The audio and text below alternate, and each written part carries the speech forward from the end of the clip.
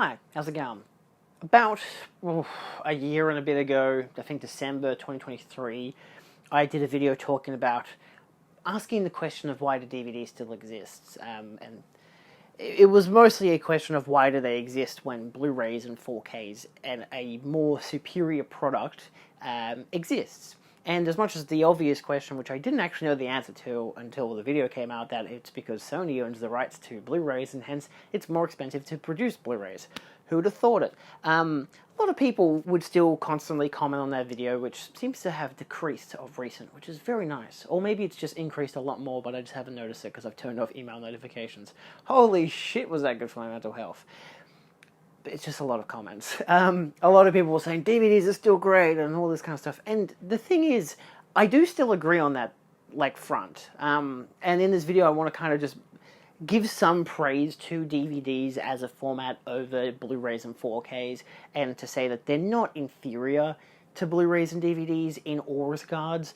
In a lot of regards, sure, if you're talking about video quality, sound quality, room on the disc for special features, there's a lot of stuff, even just usually packaging as well. A lot of DVDs don't come as steelbooks if you're interested in that. There's a lot of elements to the DVD that have been surpassed by a Blu-ray disc or a 4K Blu-ray. And there's so many criticisms you can have on Blu-ray and 4K as formats in their own right. But for the most part is that they don't sell as well as DVDs do. You know, in terms of at least every once in a while I'll see weekly analytics from, I think it's probably just US sales. If we're going to be realistic, it's always just US sales, saying that DVDs are still more popular than Blu-rays and 4Ks, and that's very true. The only occasion where Blu-rays or 4Ks will supersede them is if a really big blockbuster film comes out and people want the best bang for their buck. I used to be a Blu-ray collector who would only collect sci-fi or action films on Blu-ray because it's well, you're getting better picture and sound quality because it's a movie that's asking for that. I'm not going to buy a Steve Martin film, a Woody Allen film, I don't know, a Billy Crystal film, and expect just a Blu-ray. I'm not going to get a Blu-ray of those films because they're usually comedies or romances. I'm not really interested in that idea unless they happen to be cheap. And eventually I kind of got over that niche and just started buying all of them because it became I just kind of prefer, better picture quality, better sound quality. Even one of my favorites being When Harry Met Sally. I didn't upgrade that till I was able to import the Shout Factory release because it was a new 4K scan. And when I watched that over the old DVD, oh my god, it was a marvel. It was absolutely gorgeous. And it still came with special features I didn't have on my DVD. It was just an immediate upgrade.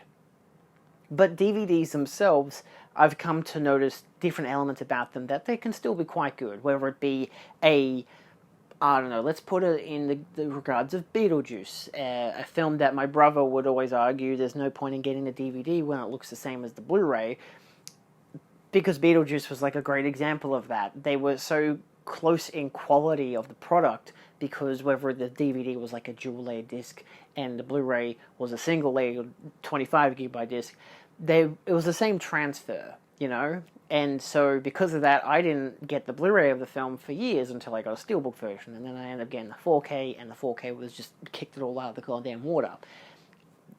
The contrast was instantaneous of a DVD versus a 4K in that regard.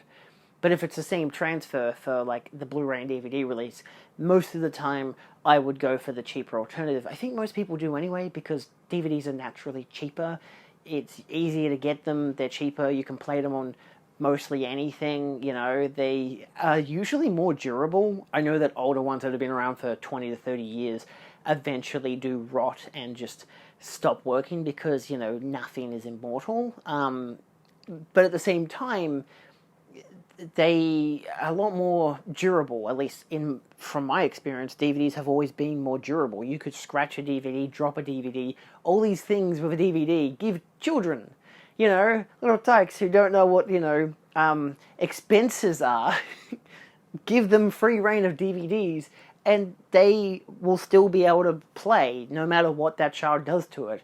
Usually, depends on how crazy or deranged the child is, but nevertheless, we could always play DVDs, and I've still got plenty of DVDs that have, almost the same age as myself. I'm 26, and they still play great, But at the same time, sometimes there has to be conjunctions there. Well, I'll see that my dad has all these, like, box sets for Elvis films, for example, and I went to watch them because I had done a binge of musicals back in February, and I wanted to watch Viva Las Vegas. But it was the only film in the whole set that was a widescreen film crushed down to 4:3. And not chopped off, I mean like just smidged down. And that's where like the DVD still is inferior to some degree, where older transfers will be specifically designed for older TVs, not for widescreen HD TVs like we have now. Markets changed, technology has changed. Some old DVDs have not kept up because they're not designed that way. It took my dad until the DVDs, I think, if not the Blu-ray releases for a lot of Hitchcock films, especially North by Northwest, to find out that they weren't all in pan and scan. He still had that stuff, when he was in his 30s and whatever. And like, I don't think I ever really fully experienced pan and scan. Maybe I did. I can't recall. Yeah, I know how it works, but I don't recall ever having to experience that, which is probably good. But I probably did. Who knows? But I definitely experienced a lot of DVDs that I would watch where they would be just a small rectangle inside a bigger rectangle of blackness, and it was just annoying. So that was one that I bought the Blu-ray for, to actually watch the film. Whether the film was good or not, who cares? I thought it was fine, but it's like, I immediately put on King Creole after that, which was a DVD, and as much as the transfer wasn't as amazing as the Blu-ray was, and I've heard that there's a new Blu-ray which looks fantastic, whatever, it was still a decent transfer. The audio mix was still good, because again, most of these films are probably in like mono or 2.0 stereo mixes anyway, so you're not going to get a lot of punch out of the audio half the time. So there was always different benefits that I will still just jump to a DVD if I just happen to have it, in contrast to not having the film at all. Every once in a while I'll look at a film and be like, do I really need a Blu-ray of a film? I just bought Jerry Maguire and I was like, it was $12. I'm like, that's a good price, it's on sale, whatever. I'm thinking to myself, do I really need this film? Do we have it at home? And I couldn't remember if I had it at home. Turns out my dad has a DVD copy, and I contrasted the two, because of course I still bought it, and it had more special features, as well as it's a Blu-ray, whatever, but from what I could tell, the old DVD had an audio commentary, but the Blu-ray doesn't. I don't know what the deal is there, if that's just not labeled, and everything else is still there, plus a lot more. Either way, it was a treasure trove of special features, at least 3 hours worth of special features. Whether I want to dive into it or not, I don't know, but it's a benefit of the Blu-rays that sometimes it has more special features. Unless we're talking about, like, Disney, then sometimes they're just not, unless you go Laserdisc. So that's also another reason why I'll still keep DVDs. One of my favorite Australian films, Love Serenade, I have a signed DVD. It's signed by Miranda Otto, and I adore the film. When I first watched it in university back in, let's say 2018, I think that was my Australian film studies course, we watched it, I just fell in love with it, and I ended up buying a DVD, which was an old Australian DVD, and it comes with an audio commentary, which is great, Problem is, the Blu-ray that eventually came out via Umbrella under their Sunburnt Screens label, which is a nice enough label as it is because it comes with like alternate artwork, whatever, it didn't come with the audio commentary. It came with a bunch of interviews and shit. Most of them were on like a DVD release. I think all of them were, but it came with a new restoration of the film, and the film looks a lot better because of it. But it's just like, this was the commentary.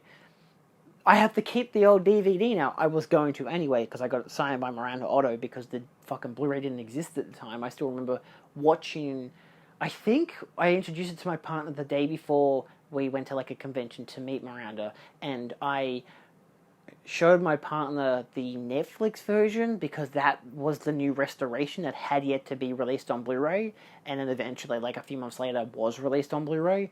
But again, no fucking commentary. And yeah, so it's just like, I still have that DVD. I've kept it for like, because again, I got it signed, and because I really love the film, and I've got 2 players. I could punch one in for the video and put in the other one for the audio, and have like, you know, I have a kind of setup where I've got a little switch box behind my two different players, so I can just switch between the two. One of them's an all-region 4K player, one of them's a region B 4K player, but has like Dolby Vision, whatever. And if I want to, I could like play the visuals through the Panasonic, which is the Dolby Vision one, even though again it's a standard Blu-ray, whatever, and then have the visuals going through there, but then have the audio coming out of the top player into my headphones, and I could listen to the audio commentary. We're going for props. This is such a cheap looking fucking DVD. Look at how cheap this looks. It is pink, which is really cute, and again it's signed because I got it signed. I could just dispose of it and keep the actual sleeve and whatever, but I'm not going to do that. But in terms of special features, you get commentary, behind the scenes, and a trailer. And it's in a 4:3. Look at that. It's in a 4:3 letterbox aspect ratio. It's visually like, woof. In contrast, the Blu-ray, and there's no sleeve, which is really annoying because I don't love the artwork. I love this. This is that poster, which is great, which should be the poster there, but they do this thing for Sunburn Screens where they'll just take an image of the poster, which is really funny because this is like one of my mate's profile. I think it's my mate's wallpaper on Letterboxd. No, it might be his profile picture on Letterboxd and like his wallpaper on Facebook. Either way, we both love this film. But again, because of that, and it's actually the reversible artwork because the other side is the one that comes with all the details of like the classification, whatever. But it comes with original behind-the-scenes featurette, same as this. And then it comes with interviews with cast and crew, a Film Buffs forecast, which is an interview with the director, and then a photo gallery. But it doesn't come with the commentary, but it is in like 2:3:5 to 1. You know, for the widescreen aspect ratio, all remastered and in a dual 2.0 mono mix. So, I wholeheartedly recommend this film. It's so fucking funny. It's my favorite Australian film. But nevertheless, this is one of those situations where I'll still keep the DVD for different exclusivities that shouldn't be exclusive. Like, if we're talking special features here, that shouldn't be a thing. There are other differences where you might be big on certain color gradings of films or certain audio choices if the Blu-ray version doesn't have, like, the original theatrical mix or doesn't have a certain particular audio mix, or it doesn't have, again, like I said, color grading or whatever. Take, like, the Matrix films. There are so many different color gradings for just the Matrix as a film that it's uncanny, but there are so many different versions. I have a DVD and I have the 4K. Like, I watched the 4K, but I have the DVD, which I grew up with. But I've also seen it in 35mm, so it doesn't matter. But it's one of those things where, on the odd occasion, you'll do the difference and you'll look at what's what. But as a whole, I don't think we should discredit DVDs, because a lot of people do. I see it on forums all the time where people will say, why are people still buying DVDs? I'm on the JB Facebook page on Facebook, but like there's a group, and so many times people will still show that they're buying DVDs, you know, even if they buy one Blu-ray and like 3 other DVDs, or they only buy DVDs. Some people will just be like, why are you buying DVDs of those films? You should buy like the Blu-rays, like, especially if it's like, again, like I said earlier in the video about a visual effects heavy or action heavy film. Why would you buy a DVD of that? Like, someone bought Dune Part 2 on DVD, but then bought like, I'm gonna go with a comedy, but I can't think of, I don't know, say Bridesmaids, for example, on Blu-ray, you know? But again, that just might be, hey, Bridesmaids was accessible on Blu-ray, but there was no DVD. Maybe it's one of those situations. I don't fucking know. Maybe they don't have the money for it. You gotta realize that a lot of the time people just can't afford to keep buying higher quality versions of movies. Obviously I am. I'm trying to be selective, but at the same time it's like I like to kind of look at what's the best alternatives.